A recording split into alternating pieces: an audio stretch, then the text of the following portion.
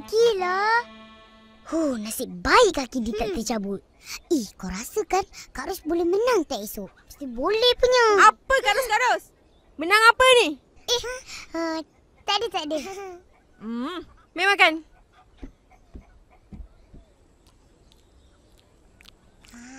Akak, kita dah nak puasa Esok atau lusa.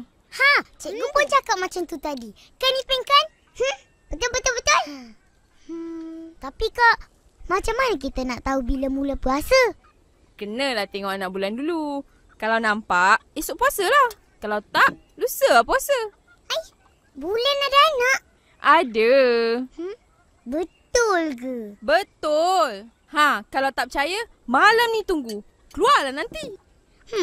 Kalau macam tu, kita tunggu malam ni, Pin. Boleh. Dah cepat makan. Lepas makan mesti buat apa? Lepas makan mainlah. Apa lagi? Mandi dan sembahyang dululah. Betul.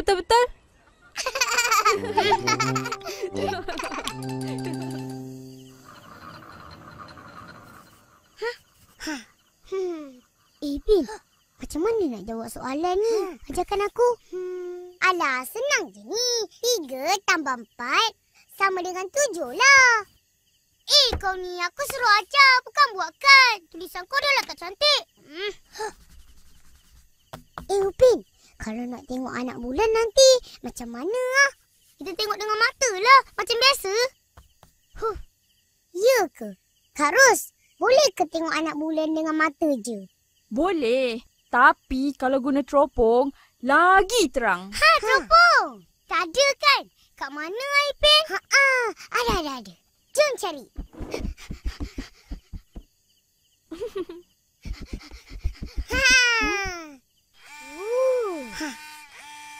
Hui, besarnya bulan. Mana? Ini kira Kak Ros ni. Apa?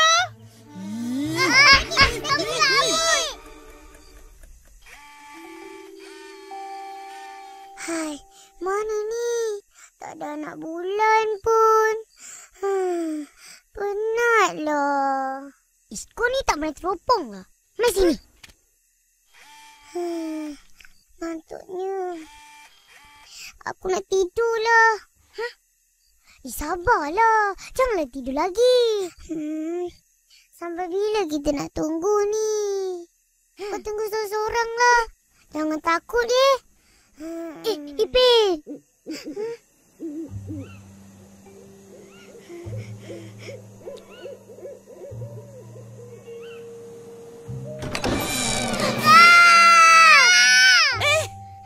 Kau berdua tak tidur lagi?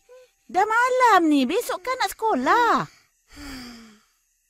Kita orang nak tengok anak bulan ni. Nak tahu esok puasa ke tak? Lah, besok tak puasa.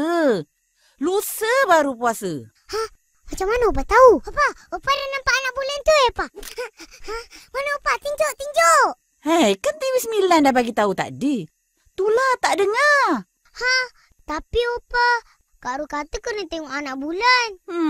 Percayalah cakap Kak Ros kau tu. Dah berapa kali kau kena temberam? Sini mana boleh tengok anak bulan. Orang tengok anak bulan ada tempatnya. Dah, cepat tidur. Kak Ros! Cepat, nanti Kak Ros lambat. Dia lambat. Ini semua Kak Ros punya pasal. Betul tu. Kak Ros tipu kita. Mana ada anak bulan? Yelah, Kak Ros minta maaf. Puasa nanti Kak Ros janji. Kak Ros bawa korang ke pasar Ramadan. Boleh? Akak belanja. Apa saja adik-adik akak nak, akak belikan. Janji Kak, janji. Janji. Yelah, kami maafkan Kak Ros. Yeay!